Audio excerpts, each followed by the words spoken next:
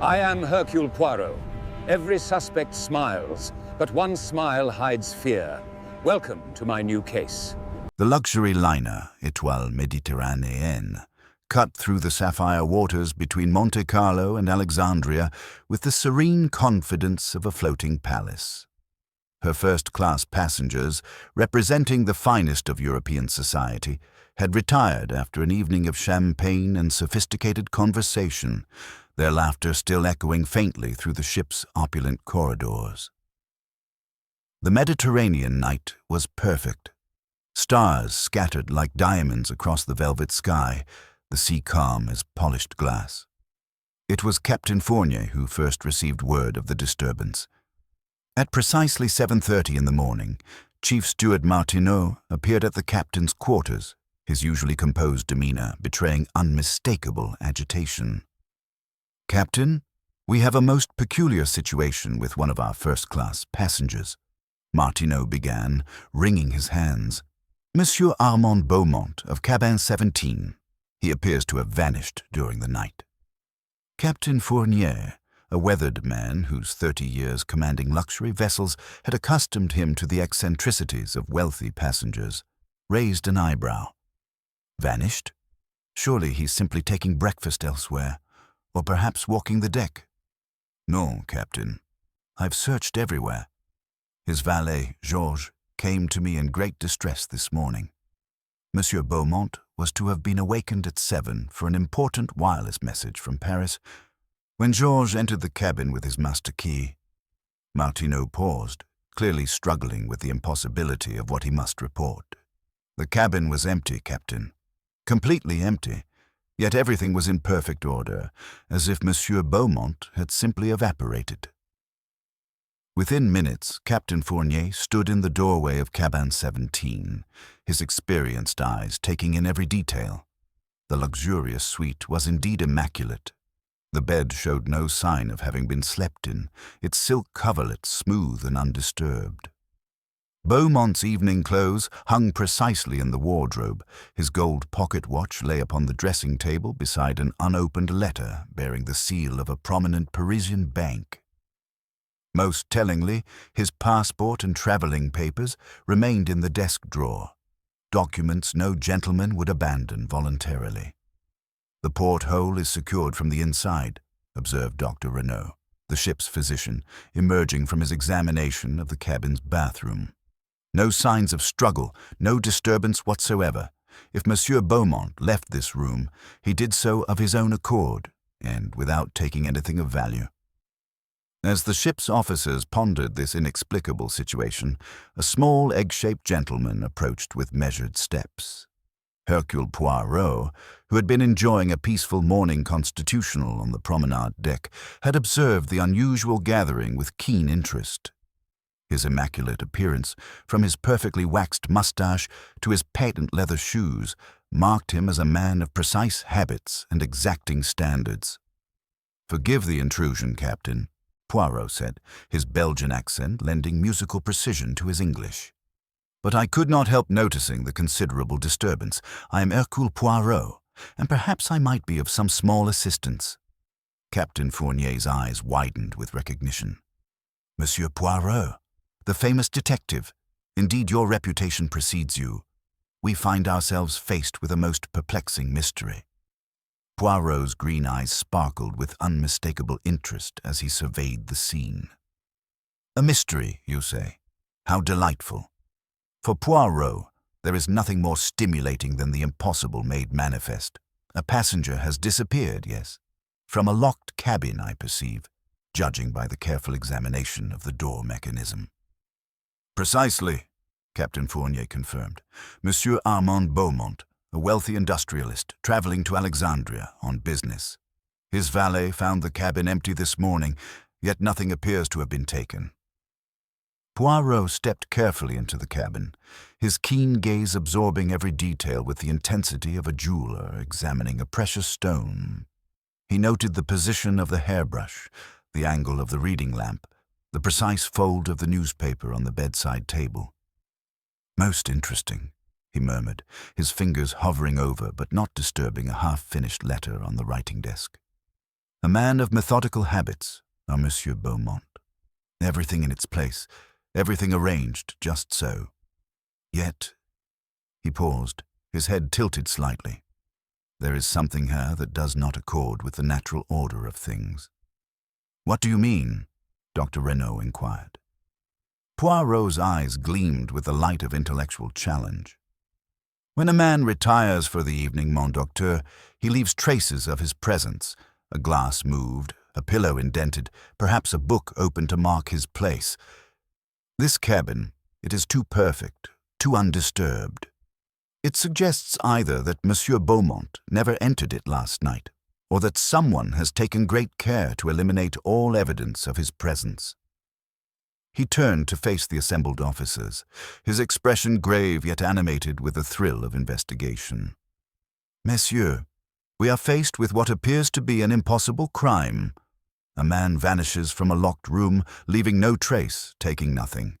But Poirot, he does not believe in the impossible. There is always an explanation, one that lies hidden in the psychology of human nature and the small, overlooked details that reveal the truth. Captain Fournier nodded solemnly. Will you assist us, Monsieur Poirot? But of course, Poirot replied with a slight bow. For already I perceive that this affair of the missing passenger from cabin 17 will require all the resources of the little grey cells. And when the grey cells are engaged, messieurs, the truth, however carefully concealed, must inevitably emerge. Poirot's systematic mind immediately turned to the essential task of establishing a timeline of events. Captain Fournier, he said, adjusting his perfectly aligned cufflinks, before we can understand what has happened to Monsieur Beaumont, we must first understand precisely what occurred during his final hours aboard this vessel. I shall require interviews with all persons who encountered him yesterday evening. Within the hour, the ship's elegant morning room had been transformed into an impromptu interview chamber. Poirot had positioned himself with characteristic precision in a leather armchair that afforded him an unobstructed view of both his subjects and the door, a habit born of long experience with the unpredictable nature of human confession. The first to present himself was Georges Lemaire, Beaumont's personal valet. The man's nervous energy was immediately apparent to Poirot's trained eye. The way his fingers worried at the brim of his cap, the slight tremor in his voice, the careful precision of his responses that suggested a man choosing his words with unusual care. You have served Monsieur Beaumont for how long, Georges? Poirot inquired, his tone gentle yet penetrating. 6 years, Monsieur Poirot, since he established his import business with the Egyptian trade routes. He was a gentleman of the most particular habits. Describe for me, if you please, his routine yesterday evening. Every detail, however insignificant it may seem. Georges straightened slightly, falling into the familiar rhythm of his professional duties. Monsieur dined at the captain's table at 8 o'clock precisely. He wore his evening dress, the black tailcoat with the pearl studs that belonged to his father. After dinner, he took coffee in the smoking room, as was his custom. He seemed in excellent spirits, discussing his business prospects in Alexandria. Poirot's green eyes fixed intently upon the valet's face. And his companions during coffee? You observed them? Certainly, monsieur. He spoke at length with Colonel Arbuthnot about military contracts and with Madame Varela about her late husband's shipping interests. There was also a brief conversation with Mademoiselle Delaunay, his cousin, regarding some family matter. Most interesting. At what hour did he retire? Georges hesitated, and in that moment of pause, Poirot sensed the presence of something withheld. He returned to his cabin at approximately 10:30, monsieur. I assisted him in preparing for bed and arranged his correspondence on the writing desk. But he stopped, clearly struggling with some internal conflict. But, Poirot prompted softly, he received a message during dinner, monsieur. A telegram. After reading it, his mood became quite changed. Not angry, but preoccupied. Troubled, perhaps. He asked me to ensure his door was locked securely and requested that he not be disturbed until 7 this morning. Poirot leaned forward slightly. This telegram, you have seen it? No, monsieur. It was not among his papers this morning. I assumed he had destroyed it. The next interview proved equally illuminating. Mademoiselle Claire Delaunay, Beaumont's cousin, was a woman of perhaps 30 years, possessed of that particular combination of breeding and intelligence that marked the educated French bourgeoisie. Her dark eyes held a wariness that immediately captured Poirot's attention. "My cousin was a man of business, Monsieur Poirot," she began, her voice carefully modulated. "His success came from his ability to assess situations quickly and act decisively. But recently, he had become anxious about certain investments." "What manner of investments, mademoiselle?" She glanced toward the porthole as if seeking guidance from the endless expanse of Mediterranean blue. Armand had committed substantial funds to an archaeological expedition, a dig near Luxor, sponsored by a young English scholar. But yesterday evening, he confided to me that he had discovered certain irregularities in the project's financing. He was considering withdrawing his support entirely. Poirot's eyebrows rose with interest. Such a withdrawal would create difficulties for this scholar, one imagines. Catastrophic difficulties, monsieur. The young man, Dr. Sinclair, had already spent considerable sums on equipment and permits. Without Armand's backing, the entire expedition would collapse. I believe they argued about it quite heatedly after dinner. The third interview brought Poirot face-to-face with Madame Elena Varela, a striking woman of perhaps 40 years whose elegant bearing could not entirely conceal an underlying tension. Her late husband's shipping empire had left her wealthy, but, according to ship's gossip, not entirely secure in her financial position. "Monsieur Beaumont was most charming company," she said, her slight accent lending musical quality to her English. "We often played bridge together during the voyage. He was an excellent partner, methodical, precise in his bidding. And last evening, did you observe anything unusual in his manner?" Madame Varela's fingers traced the rim of her coffee cup with studied casualness. "He seemed distracted during our game. Several times he made bids that were quite unlike his usual style, more aggressive, almost reckless. When I commented upon it, he laughed and said that sometimes a man must take calculated risks to secure his future." As each interview concluded, Poirot carefully noted not only the spoken words, but also the subtle indicators that revealed deeper truths. The nervous gestures, the carefully controlled responses, the moments of hesitation that suggested hidden knowledge. His methodical mind was already beginning to perceive the outline of a complex web of relationships and motivations surrounding the missing passenger. "Most illuminating," he murmured to Captain Fournier as the last interviewee departed. "We have here a man who received disturbing news, who was contemplating significant financial decisions, and who was surrounded by individuals whose own fortunes were intimately connected to his choices. The question now becomes, which of these connections proved sufficiently compelling to result in his mysterious disappearance?" The little grey cells were indeed working with increasing intensity, and Poirot sensed that the truth, however carefully concealed, was beginning to emerge from the shadows of human complexity and deception. The little grey cells were indeed working with increasing intensity, and Poirot sensed that the truth, however carefully concealed, was beginning to emerge from the shadows of human complexity and deception. Yet as he contemplated the information gathered thus far, he recognized that understanding the psychology of the crime required a deeper examination of the physical evidence, not for its own sake, but for what it revealed about the criminal mind. "Captain Fournier," Poirot said, rising from his chair with characteristic precision, "I must return to cabin 17, not merely to observe what is there, but to understand what is absent. For in a case such as this, the things that are missing often speak more eloquently than those that remain."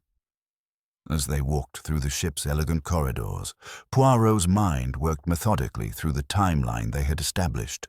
According to Georges, his master had retired at 10:30, yet something nagged at the detective's orderly consciousness. a sense that this neat conclusion masked a more complex reality. When they reached cabin 17, Poirot entered with the reverent attention of a scholar approaching an ancient manuscript. The room remained exactly as before, too perfect, too undisturbed. He moved slowly around the space, his trained eye seeking not the obvious, but the subtle discordances that betrayed human intervention. "Observe, Captain," he said softly, approaching the dressing table. "These brushes are arranged in a line, yet not quite straight. The hairbrush is turned at an angle of perhaps 2 degrees. To most men, a trivial imperfection. But to a gentleman who folds his handkerchiefs in precise squares and arranges his correspondence with mathematical exactitude? No. This suggests another hand, one that attempted to replicate Monsieur Beaumont's habits, but could not quite capture their essence." Poirot's fingers hovered over a small wooden scarab beetle nestled among the items in the dresser drawer. The Egyptian artifact seemed oddly placed among the practical belongings of a businessman, yet its presence felt deliberate rather than accidental. "An interesting trinket," he murmured, turning the carved beetle in his palm. "Perhaps a souvenir from a previous journey, or possibly something more significant to our missing passenger's current predicament in Egypt." A soft knock interrupted his examination. Steward Martineau appeared in the doorway, his expression troubled. "Forgive the intrusion, Monsieur Poirot, but there is something I neglected to mention earlier, something that seemed unimportant at the time." Poirot's green eyes sharpened with interest. "In matters of mysterious disappearance, mon ami, there are no unimportant details. Please, speak freely." Martineau wrung his hands nervously. "Last night, shortly after midnight, I encountered Monsieur Beaumont in the passageway outside his cabin. He was wearing a dark traveling coat over his evening clothes and carrying a small leather attaché case. When I offered assistance, he merely said he was taking the air and that I should think nothing of it." The revelation struck Poirot like a perfectly aimed dart. "You are certain of the time?" "Quite certain, monsieur. I had just completed my rounds of the first-class cabins. It was precisely 12 minutes past midnight." Captain Fournier frowned. But his valet stated that Beaumont retired at 10:30 and requested not to be disturbed until morning. "Exactement," Poirot replied, his mustaches twitching with satisfaction. "We have here a most significant contradiction. Either Georges was mistaken about his master's movements, or Monsieur Beaumont left his cabin again after dismissing his valet. A deviation from his established routine that suggests something of considerable urgency drew him back into the corridors." Poirot turned to Martineau with renewed intensity. "Did you observe where he went?" "I was called away to attend to another guest, monsieur. When I returned 10 minutes later, the passage was empty. So our missing passenger was abroad at midnight, carrying a case, and apparently heading somewhere specific within the ship." Poirot's mind raced through the implications. "Captain, I believe we must expand our investigation to include the ship's wireless communications. A man does not venture forth at midnight with an attaché case unless he has received, or intends to send, information of vital importance." Within minutes, they had made their way to the wireless room, where the young operator, Bennett, confirmed that Beaumont had indeed sent 2 messages the previous evening, one to Cairo and another, intriguingly, to Colonel Arbuthnot in London. "The web grows more complex," Poirot observed as they left the wireless room. "We now know that Monsieur Beaumont did not simply vanish from his cabin. He was active throughout the evening, receiving disturbing news, sending urgent communications, and making a mysterious midnight journey with a leather case. Each of these actions suggests a man responding to some crisis or opportunity that demanded immediate attention." He paused in the corridor, his gaze distant as the little grey cell processed this new information. But what crisis could be so urgent that it would compel a methodical man to abandon his routines? And where, on a ship in the middle of the Mediterranean, could such a crisis lead him? The afternoon sun slanted through the portholes, casting shifting patterns of light and shadow on the polished walls. Somewhere within this floating world of elegant passengers and hidden motives lay the answer to Armand Beaumont's disappearance. Poirot sensed that they were approaching a crucial juncture in the investigation, the moment when the carefully constructed facade of normalcy would begin to crack, revealing the truth beneath. "Come, Captain," he said finally. "We must now examine more closely the other passengers who shared Beaumont's final evening, for I begin to suspect that our missing gentleman's midnight excursion was not a solitary affair. Someone else aboard this ship knows far more about his disappearance than they have yet revealed." "Come, Captain," he said finally. "We must now examine more closely the other passengers who shared Beaumont's final evening, for I begin to suspect that our missing gentleman's midnight excursion was not a solitary affair. Someone else aboard this ship knows far more about his disappearance than they have yet revealed." Their investigation led them first to the ship's library, where Dr. Malcolm Sinclair sat hunched over ancient texts, his scholarly dedication evident in every line of his posture. The young archaeologist was a man in his late 20s, with the characteristic stoop of one who spent countless hours bent over excavation sites and manuscript tables. His disheveled blonde hair and ink-stained fingers presented a marked contrast to the polished elegance that surrounded him aboard the Étoile Méditerranéenne. When Poirot and Captain Fournier approached, Sinclair looked up with eyes that held the telltale marks of a sleepless night, his wire-rimmed spectacles catching the afternoon light. "Dr. Sinclair," Poirot began, settling into the chair opposite with his customary precision, "I understand you had business discussions with Monsieur Beaumont during this voyage." The young man's hands trembled slightly as he closed his leather-bound volume on Egyptian burial practices. "Yes, indeed. Armand, Monsieur Beaumont, had been most generous in funding my excavation work near Luxor. We were to finalize arrangements for the next phase of the dig once we reached Alexandria." Poirot's keen eyes noted the careful use of the past tense. "Were to finalize? You speak as if these arrangements are no longer possible." Dr. Sinclair's academic composure cracked visibly, his face flushing with evident distress. "I'm afraid Monsieur Beaumont had developed certain reservations about the project. He questioned some of my expense reports and suggested that perhaps I had been less than entirely forthcoming about the dig's progress. The work has been more challenging than anticipated, you understand. Some of the artifacts we discovered were not quite what we had hoped to find." "What manner of complications, mon ami?" Poirot inquired, his voice maintaining its gentle tone while his eyes sharpened with interest. "The tomb we excavated contained items that appeared to be of more recent origin than expected. Some colleagues suggested that previous excavators might have mixed periods in their cataloguing. It created difficulties with the Egyptian authorities regarding our permits, and someone, I suspect one of my academic rivals, wrote to Monsieur Beaumont suggesting the expedition was not proceeding according to proper archaeological standards." The desperation in Sinclair's voice was unmistakable. "Armand confronted me about it during dinner last evening. He was quite upset, threatening to withdraw his support entirely. It would have meant the end of everything, years of work, all my life savings.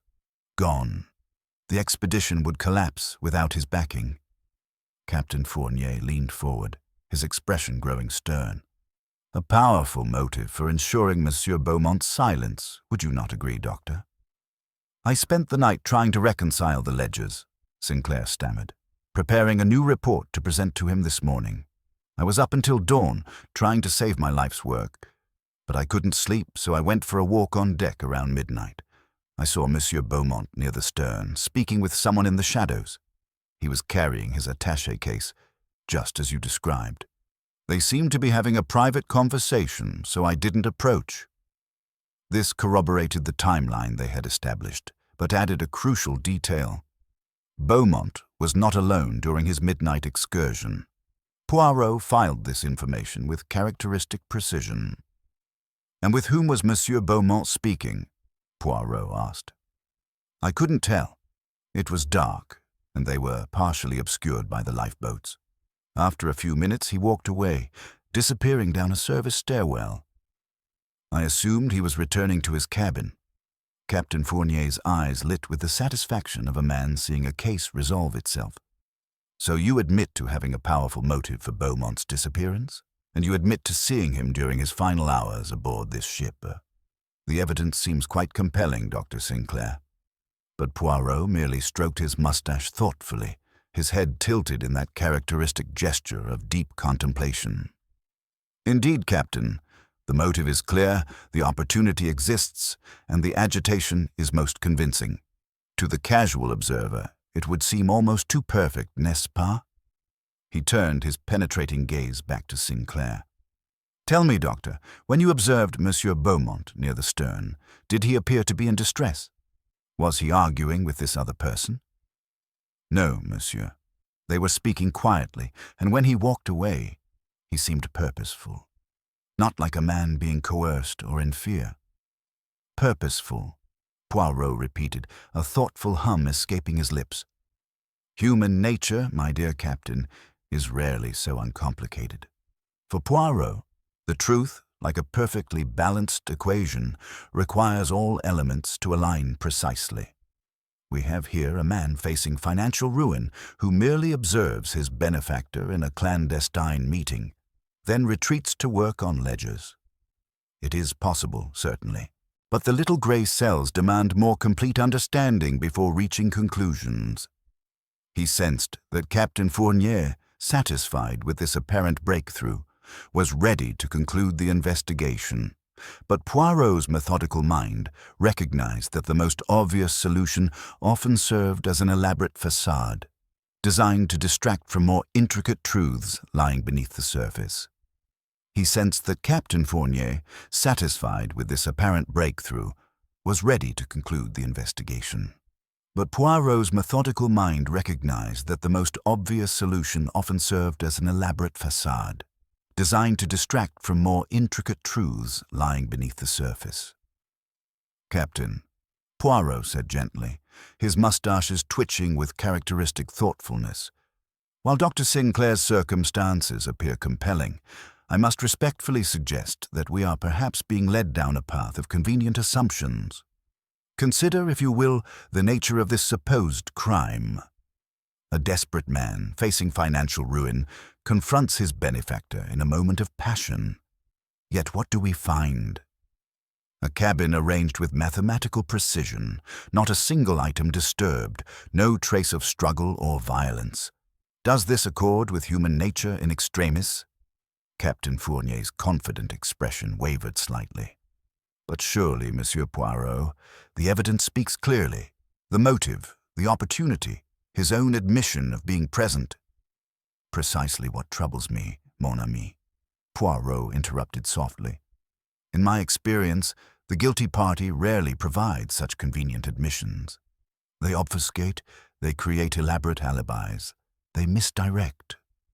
Dr. Sinclair's honesty about his difficulties suggests either remarkable foolishness or genuine innocence. The little grey cells, they protest against solutions that present themselves too readily. Their conversation was interrupted by the approach of Colonel Arbuthnot, whose military bearing was unmistakable even in civilian dress.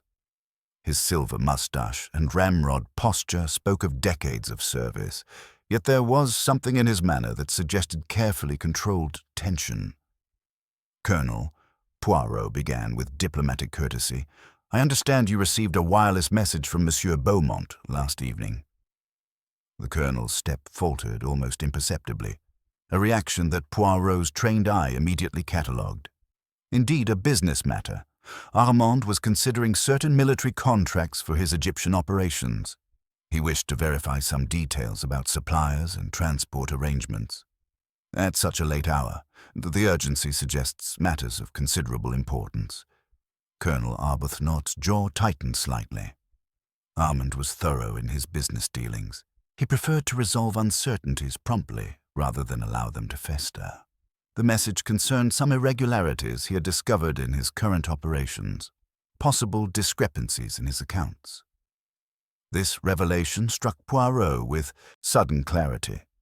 The mysterious telegram that had disturbed Beaumont during dinner, the urgent wireless communications, the midnight meeting, all began to form a pattern that suggested far more complex motivations than academic desperation. "What manner of irregularities, Colonel?" The colonel glanced around the deck, ensuring their privacy. Armand suspected someone had been systematically manipulating his business arrangements. He was planning to confront the matter once we reached Alexandria, but he wanted to ensure his evidence was complete before taking action. "And he sought your assistance in this investigation?" My contacts in certain circles were well positioned to verify his suspicions. Armand was not a man to make accusations lightly, but when he did, he ensured they were unassailable. Poirot's mind processed this information with increasing interest. A systematic deception involving Beaumont's business affairs would indeed provide powerful motives for silencing an investigator. Moreover, it would require the cooperation of someone who could monitor his activities and respond to his discoveries. "When you spoke with Monsieur Beaumont after dinner, did he seem fearful, concerned for his safety?" "Quite the contrary. He was energized, almost exhilarated by the prospect of exposing the deception. He mentioned having arranged to meet with someone who could provide crucial evidence. He was confident that by morning certain matters would be resolved definitively." As they concluded their conversation, Poirot felt the familiar satisfaction of seeing complex patterns begin to resolve into logical clarity. The case was far from solved, but the true nature of the crime was emerging from the shadows of misdirection. "Captain," he said thoughtfully as Colonel Arbuthnot departed, "we are not dealing with a crime of passion or desperation. This disappearance shows the hallmarks of careful planning, methodical execution, and sophisticated misdirection. Someone aboard this vessel understood Monsieur Beaumont's investigation intimately and recognized the threat it represented." He paused, watching the Mediterranean sun cast dancing patterns on the deck. The question now becomes not who had reason to fear Beaumont's discoveries, but who possessed both the knowledge and the cunning to orchestrate such an elaborate deception. For that, mon ami, we must look beyond the obvious suspects to those who move in shadows, who understand the workings of this floating world better than its passengers realize. The little grey cells were working with increasing intensity, and Poirot sensed they were approaching the heart of a conspiracy far more intricate than a simple academic's desperation. The little grey cells were working with increasing intensity, and Poirot sensed they were approaching the heart of a conspiracy far more intricate than a simple academic's desperation. Yet as the afternoon shadows lengthened across the Étoile, Méditerranéen's elegant decks, he recognized that the time for individual interrogations had passed. The truth, like a delicate mechanism, required all its components to be examined simultaneously to reveal its true workings. "Captain Fournier," Poirot announced with characteristic precision, "it is time to gather our players upon the stage. When people speak alone, they arrange their own comfortable narratives, but when they must speak before one another, contradictions emerge, and contradiction, mon ami, is the cradle of truth." Within the hour, the ship's first-class salon had been transformed into an impromptu theater of investigation. Dr. Sinclair sat rigidly in a leather armchair, his academic composure barely concealing his mounting desperation. Mademoiselle Delaunay maintained her elegant poise, though her dark eyes darted nervously between the other assembled passengers. Colonel Arbuthnot's military bearing remained intact, yet there was a watchfulness about him that suggested careful calculation. Madame Varella, resplendent in her afternoon dress, appeared the picture of sophisticated composure, though Poirot's trained eye noted the almost imperceptible tension in her graceful posture. "Ladies and gentlemen," Poirot began, positioning himself where he could observe every face, "we gather to discuss the curious case of Monsieur Armand Beaumont, who has performed the remarkable feat of vanishing from a locked cabin while leaving no trace of disturbance. This I do not accept. Men of methodical habits do not simply evaporate into the Mediterranean air."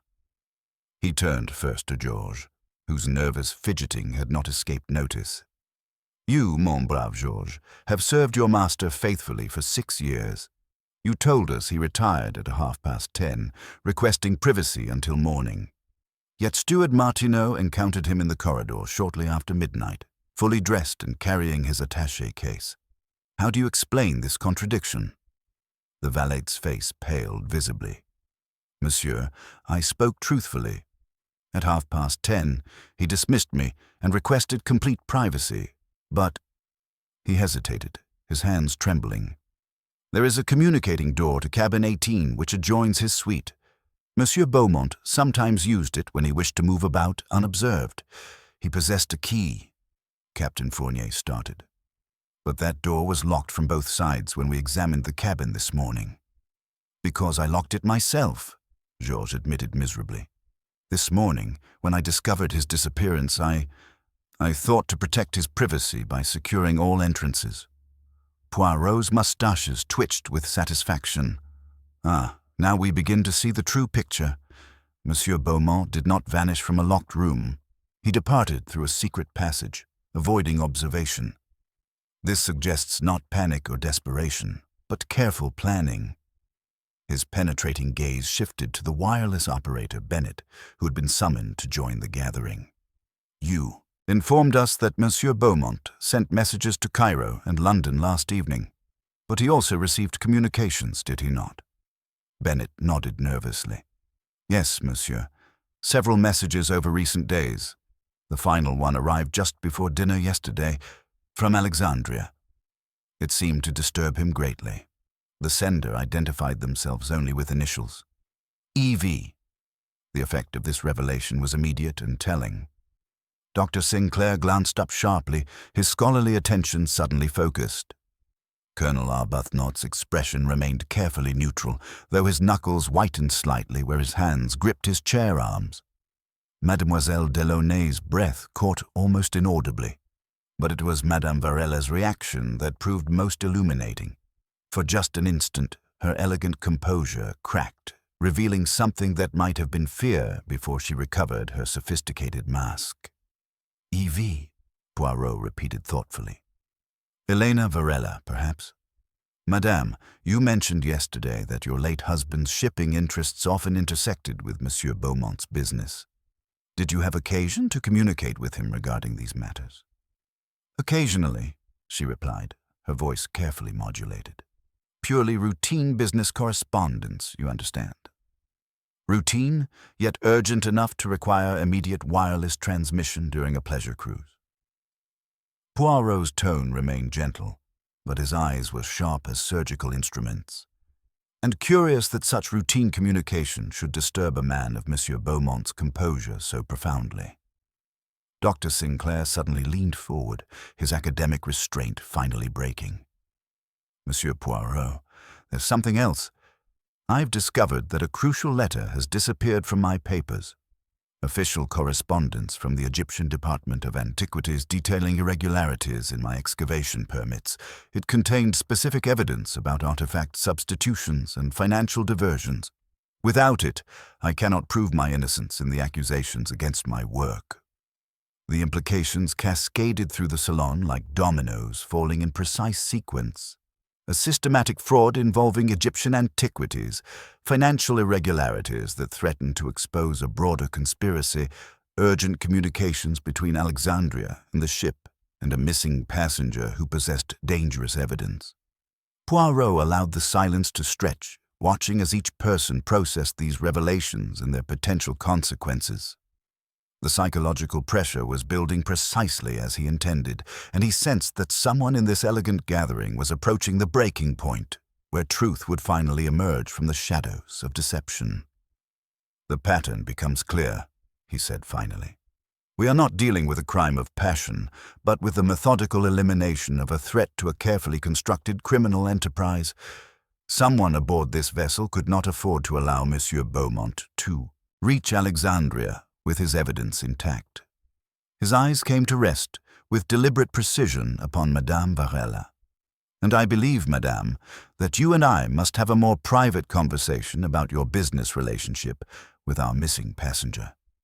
His eyes came to rest with deliberate precision upon Madame Varela. "And I believe, Madame, that you and I must have a more private conversation about your business relationship with our missing passenger." The elegant woman's composure remained intact, though Poirot's trained eye detected the subtle tightening around her eyes that betrayed inattention. As the other passengers filed out of the salon, he noticed the meaningful glance that passed between Madame Varela and Colonel Arbuthnot, a communication so brief that a less observant man might have missed it entirely. "Captain Fournier," Poirot requested, "perhaps we might use your chart room for a few moments. The atmosphere there will better serve the interests of complete candor." Once alone with Madame Varela in the panelled chart room, Poirot settled into his chair with characteristic precision. The Mediterranean map dominated one wall, its red line marking their progress toward Alexandria, a destination that seemed increasingly significant to their investigation. "Madame," he began, his voice gentle yet penetrating, "the time for elaborate circumnavigation has passed. You sent that wireless message to Monsieur Beaumont yesterday evening. These communications disturbed him profoundly. I suggest that your relationship extended far beyond casual bridge games and social conversation." Madame Varela moved to the porthole, her graceful silhouette framed against the afternoon light. "You are perceptive, Monsieur Poirot. Perhaps complete honesty serves us both better than continued pretense." "The little grey cells are most attentive, Madame." She turned back to face him, her elegant facade showing the first cracks of genuine distress. "My late husband's shipping empire was not quite as secure as public records suggested. When he died, I discovered that certain arrangements had been made, arrangements that were not entirely orthodox. Armand offered assistance in restructuring these complications." "What manner of complications?" "Ancient artifacts moving through our shipping channels without proper documentation. Items that should have remained in Egyptian museums, finding their way into private European collections. Armand's knowledge of import regulations and his connections proved invaluable, but recently he began questioning the legitimacy of certain consignments." Poirot leaned forward slightly. "And his investigation threatened to expose this network?" Armand was not a man to accept partial answers. Once he began tracing the provenance of specific artifacts, he pursued the matter with relentless thoroughness. He had identified forged documentation, traced financial irregularities, and was preparing evidence for both Egyptian and European authorities. "The wireless message you sent, it concerned these discoveries?" "I warned him that his investigation had attracted dangerous attention. There were people in this network who would not hesitate to take extreme measures to protect their interests. I begged him to abandon his inquiries, but knowing Armand's character—" She paused, her voice catching slightly. "I feared that friendship might not succeed where prudence had failed." Before Poirot could respond, urgent footsteps echoed in the corridor outside. Captain Fournier appeared in the doorway, his expression grave. "Monsieur Poirot, we must interrupt. The cargo hold search has yielded significant results." They descended through the ship's utilitarian passages, the elegant world of first class giving way to the functional reality of maritime commerce. The air grew warmer and heavy with the scent of coal dust and engine oil. In the auxiliary storage area, rarely accessed except for maintenance, a grim discovery awaited them. The ship's chief engineer stood beside an opened crate marked with Egyptian customs seals. Inside, carefully wrapped in protective cloth, lay an exquisite golden funeral mask, clearly ancient, clearly valuable, and clearly lacking proper export documentation. "There are 6 more crates like this one," the engineer reported, "all bearing legitimate shipping labels for Madame Varela's company, but containing artifacts that should never have left Egypt." Dr. Renaud, who had joined them, examined the mask with professional interest. "This appears to be Middle Kingdom period, at least 4,000 years old. Its value would be incalculable, and its removal from Egypt would constitute a serious crime." Poirot studied the carefully arranged contraband, his mind processing the implications. So we have here the physical evidence of the network Madame Varela described. But this discovery raises a crucial question. If Monsieur Beaumont was investigating this operation, and if he possessed evidence of its scope, where is he now? And more importantly, where are the documents he was carrying in his attaché case? Captain Fournier's expression darkened. You believe his disappearance is connected to this smuggling operation? I believe, mon capitaine, that we are dealing with individuals who have invested considerable resources in this criminal enterprise. Such people do not allow threats to their operation to simply disappear into the Mediterranean night without taking decisive action. As if summoned by his words, a commotion erupted from the deck above. Voices raised in alarm, the sound of running footsteps, and then a cry that chilled the blood of every person present. "Monsieur Poirot," came the desperate call. "Come quickly, we have found Monsieur Beaumont." The little grey cells had been correct. The truth was indeed emerging from the shadows, but it was proving far more sinister than even Poirot had anticipated. The little grey cells had been correct. The truth was indeed emerging from the shadows, but it was proving far more sinister than even Poirot had anticipated. They ascended rapidly from the cargo hold, the discovery of the contraband artifacts lending new urgency to their investigation. The commotion above had originated from the starboard deck, near the very location where Dr. Sinclair had observed Beaumont's midnight rendezvous. As they emerged into the Mediterranean afternoon, Poirot's trained eye immediately noted the significance of the scene before them. A small crowd of crew members had gathered around lifeboat number 7, their faces pale with shock and their voices reduced to horrified whispers. The boat hung in its davits over the sparkling water, but it was what lay concealed beneath its canvas cover that had drawn their attention. Chief Steward Martineau approached with visible distress, his usual composure completely shattered. "Monsieur Poirot, Captain," he began, his voice trembling.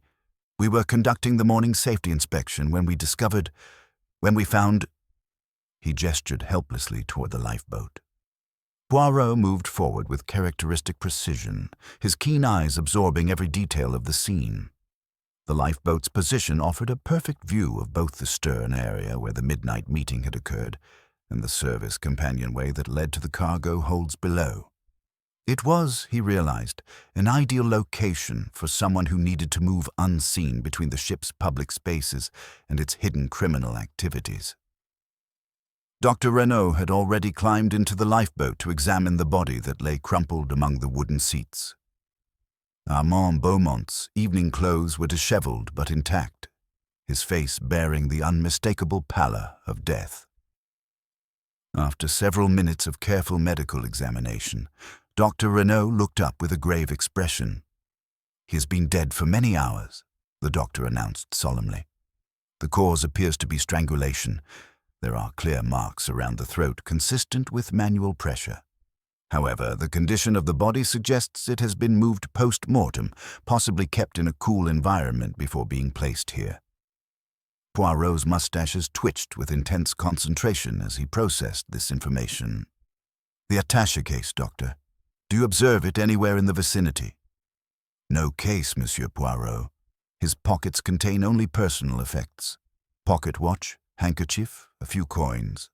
The documents he was carrying have vanished completely." Captain Fournier's expression darkened as the implications became clear. "So we are dealing not merely with murder, but with the systematic removal of evidence. Someone has taken considerable care to eliminate the proof of their criminal activities." Poirot stepped closer to examine the lifeboat's position relative to the ship's layout. His trained eye noted the precise angles, the sight lines, the accessibility of various routes throughout the vessel. "Observe, Captain, how this location commands a view of multiple areas. The stern, where our midnight meeting occurred, the service passages leading to the cargo holds, where we discovered the contraband, and the first-class promenade where our suspects would naturally walk." He paused, his green eyes gleaming with the satisfaction of seeing complex patterns resolve into logical clarity. This was not a crime of passion or desperation. The murderer chose this location with careful forethought, understanding both its strategic advantages and its potential for concealment.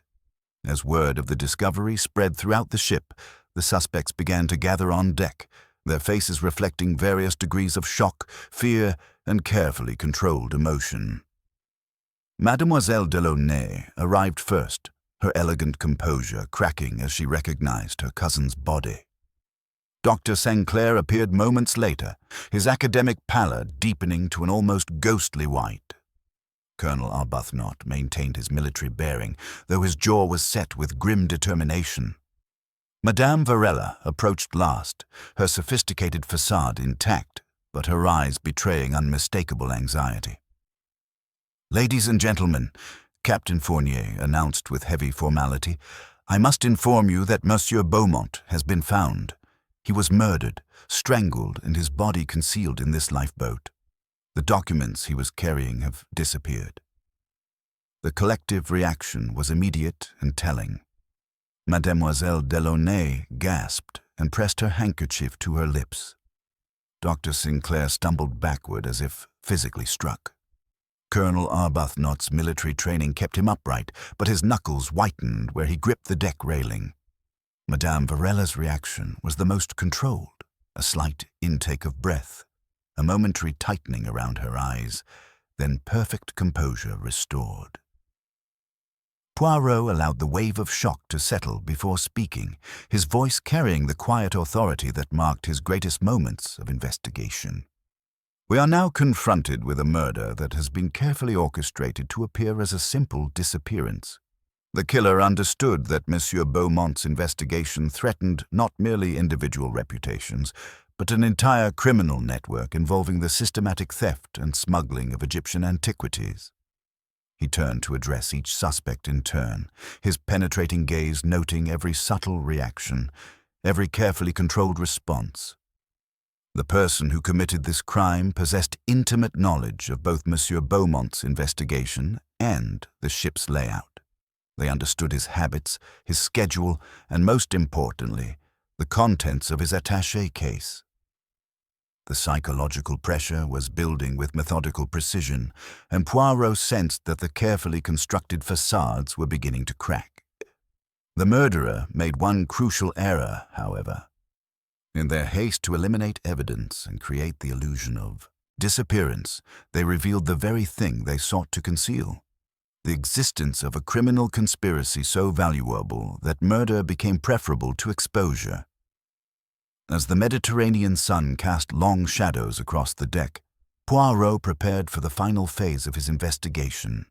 The truth, however carefully hidden beneath layers of deception and misdirection, was finally ready to emerge from the shadows of human greed and desperation.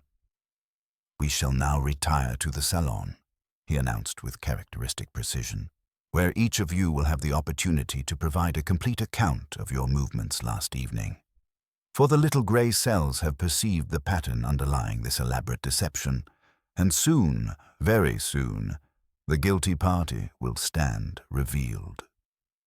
"We shall now retire to the salon," he announced with characteristic precision, "where each of you will have the opportunity to provide a complete account of your movements last evening. For the little grey cells have perceived the pattern underlying this elaborate deception, and soon, very soon, the guilty party will stand revealed." The first-class salon had transformed into something resembling a courtroom, its elegant atmosphere now charged with the electricity of impending revelation. The afternoon Mediterranean light, filtering through half-drawn curtains, cast dramatic shadows across the assembled faces, each bearing the unmistakable marks of psychological strain. Poirot positioned himself with mathematical precision before the marble fireplace, his keen eyes commanding an unobstructed view of every suspect. Dr. Sinclair sat hunched in his leather chair, his academic composure completely dissolved, hands trembling as they worried at his manuscript notes. Mademoiselle Delaunay maintained her elegant bearing despite the pallor that had overtaken her refined features, her dark eyes reflecting genuine grief. Colonel Arbuthnot stood rather than sat, his military discipline providing a framework for dignity, even as his knuckles whitened where they gripped the mantelpiece. Madame Varela had chosen a corner position, her sophisticated facade intact, though Poirot's trained eye noted the almost imperceptible tension in her graceful posture. "Ladies and gentlemen," Poirot began, his Belgian accent lending musical precision to each word, "we gather to resolve a mystery that was intended to appear as a simple disappearance but has revealed itself as a carefully orchestrated murder. Monsieur Beaumont did not vanish into the Mediterranean night. He was eliminated by someone whose criminal enterprise faced imminent exposure." Poirot's penetrating gaze settled first upon Dr. Sinclair. "Doctor, your financial desperation provided an obvious motive, and your presence on deck during the crucial midnight hours established clear opportunity. Yet the little grey cells protest against solutions that present themselves too readily. Your complete honesty about your difficulties, admitting to arguments with the victim, confessing to being present during his final hours, suggests either remarkable foolishness or genuine innocence. A guilty man would have constructed elaborate alibis, not provided evidence placing himself at the scene." The young archaeologist's relief was palpable, though his hands continued to shake. "I swear to you, Monsieur Poirot, I never harmed Armand. Desperate, yes, but not a murderer. Indeed, Doctor, for you possess the temperament of a scholar, not a killer." Poirot turned to Colonel Arbuthnot, whose military bearing remained intact despite the circumstances. "Colonel, your communications with Monsieur Beaumont regarding his investigation were crucial to understanding the scope of his discoveries. Yet your cooperation in providing information suggests not guilt, but the response of a gentleman whose integrity was offended by criminal deception. A man of your character and experience would never have left such obvious traces of complicity." The colonel nodded gravely. "Armand was investigating fraud, Monsieur Poirot. I felt obligated to assist him. Precisely what I would expect from a soldier and a gentleman." Poirot's attention shifted to Mademoiselle Delaunay, whose elegant composure was marred by unmistakable grief. "Mademoiselle, your family connection provided both motive and intimate knowledge of your cousin's affairs. Yet your distress at his disappearance, and now at the discovery of his murder, bears the authentic marks of genuine emotion. Grief, like love, cannot be successfully counterfeited by those who do not truly feel it." "Which brings us," Poirot continued, his voice taking on the relentless quality of absolute certainty, "to the true nature of this crime. We are dealing with someone who possessed intimate knowledge of Monsieur Beaumont's investigation, his habits, his schedule, and, most crucially, the contents of his attaché case. Someone who understood that his evidence threatened not merely individual reputations, but an entire criminal network worth substantial fortunes." He began to pace with measured steps, his hands clasped behind his back. The murderer made several crucial errors, despite their careful planning. First, the cabin was too perfect, arranged with a precision that betrayed an outsider's attempt to replicate Beaumont's methodical habits. Second, they underestimated the significance of the midnight meeting, assuming it would remain unobserved. Third, and most tellingly, they revealed knowledge that only the killer could possess. Poirot's green eyes fixed upon Madame Varela with surgical precision. "Madame, when we discovered Monsieur Beaumont's body in the lifeboat, you arrived on deck and observed the scene with remarkable composure. Yet when Captain Fournier announced that he had been murdered, you showed no surprise whatsoever at learning the cause of death was strangulation, information that Dr. Renaud had not yet shared publicly. Only someone who was present during his final moments could have known the specific method of his murder. The effect was immediate and devastating. Madame Varela's sophisticated facade cracked visibly, her elegant mask slipping to reveal the calculating criminal beneath. That is merely an assumption. Anyone could have surmised. Non, madame, the little grey cells do not deal in assumptions." Poirot's voice carried the weight of absolute conviction. "You were the mysterious figure Dr. Sinclair observed speaking with Monsieur Beaumont near the stern. You arranged that midnight meeting not to warn him of danger from others, but to attempt one final negotiation for your own survival." The pattern is now clear. Poirot continued with methodical precision. "Your late husband's shipping empire provided the perfect cover for systematic antiquities smuggling. When he died, you inherited not merely his legitimate business, but his criminal network. The operation was sophisticated.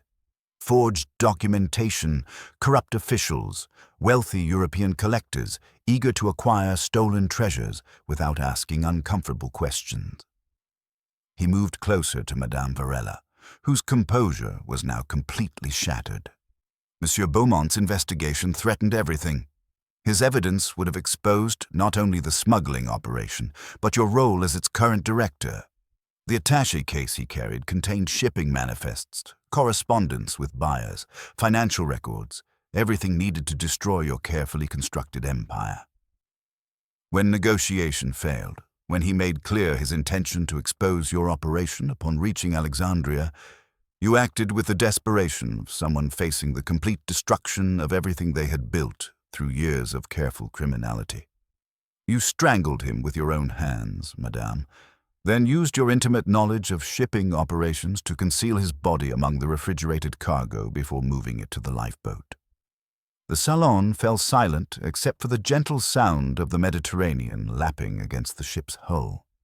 Madame Varela's elegant facade had completely dissolved, revealing the ruthless criminal who had orchestrated Armand Beaumont's murder to protect her lucrative empire of stolen antiquities. The truth, however carefully concealed beneath layers of sophistication and social respectability, Poirot concluded with quiet satisfaction, must inevitably emerge when confronted by the methodical application of logic and the relentless pursuit of justice.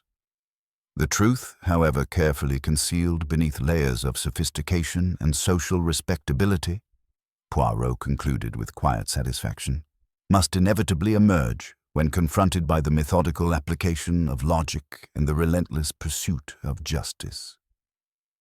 The silence that followed was absolute, broken only by the gentle rhythm of the Mediterranean against the ship's hull. Madame Varela stood frozen, her elegant facade cracking like porcelain under tremendous pressure. Her hands trembled slightly, and for the first time since boarding the Étoile Méditerranéenne, her sophisticated composure showed genuine vulnerability. "This is preposterous," she whispered, though her voice lacked conviction. "You have built an elaborate theory on circumstantial evidence, nothing more." Poirot's green eyes remained fixed upon her with unwavering intensity. "Non, madame, the little grey cells deal not in theory, but in methodical reconstruction of facts. Permit me to demonstrate how each element confirms your guilt beyond reasonable doubt." He began pacing with measured precision, his hands clasped behind his back. "First, you sent the wireless message signed EV that disturbed Monsieur Beaumont during dinner. This message arranged the midnight meeting that Dr. Sinclair observed. You knew of the communicating door to cabin 18 because you had specifically requested adjoining quarters when booking passage, information easily verified through the ship's records. The systematic reconstruction. Second, during that midnight encounter near the stern, Monsieur Beaumont presented you with evidence of your smuggling network. Shipping manifests, correspondence with buyers, financial records proving systematic theft of Egyptian antiquities. When negotiation failed, when he made clear his absolute determination to expose your operation upon reaching Alexandria, you acted with cold calculation.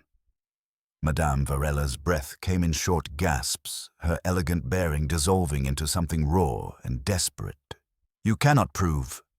Third, Poirot continued relentlessly, you strangled him with your own hands, then used your intimate knowledge of shipping operations to conceal the evidence. The body was moved to the refrigerated cargo hold where your contraband was stored, preserving it while you arranged the elaborate deception of his disappearance. Dr. Sinclair looked up sharply.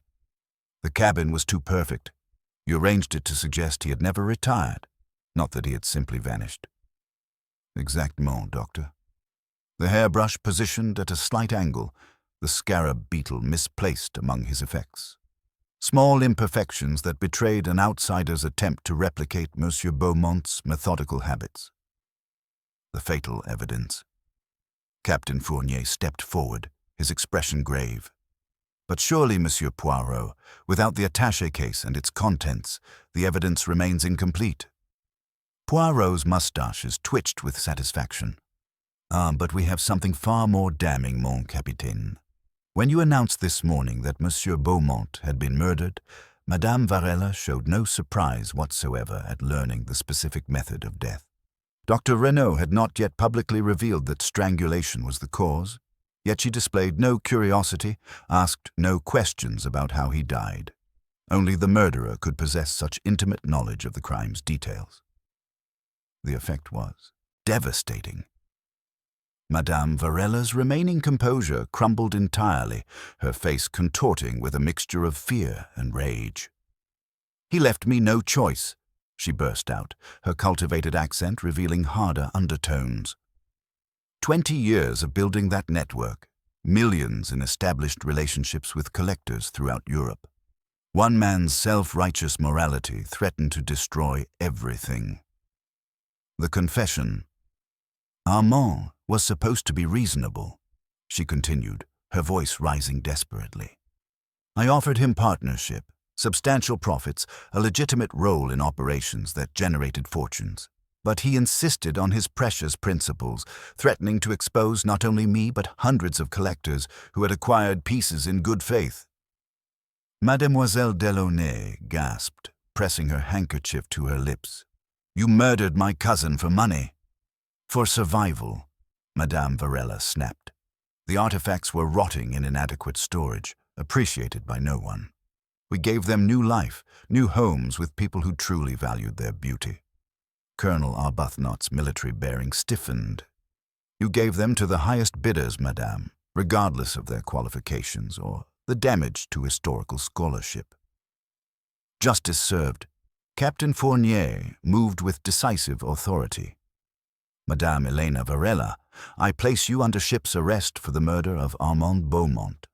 You will be confined under guard until we reach Alexandria, where you will be transferred to the proper authorities. As ship's officers moved to escort her away, Madame Varella turned back with a final flash of her former elegance. You clever little man, she said to Poirot. What a pity you were aboard this vessel. On the contrary, madame, Poirot replied softly. For Monsieur Beaumont and the cause of justice, it is perhaps fortunate that the little grey cells were available to restore order from chaos. As the salon emptied and evening shadows lengthened across the Mediterranean, Poirot remained at the porthole, contemplating the eternal rhythm of waves against the ship's hull. Human nature, like the sea itself, contained both storms and calm, but truth, methodically pursued, would always emerge from even the deepest shadows of deception. The affair of the passenger missing from cabin 17 was finally resolved. Justice served through the patient application of logic and the unwavering pursuit of truth. The affair of the passenger missing from cabin 17 was finally resolved. Justice served through the patient application of logic and the unwavering pursuit of truth. As the ship's officers escorted Madame Varella from the salon, her elegant facade finally shattered beyond repair.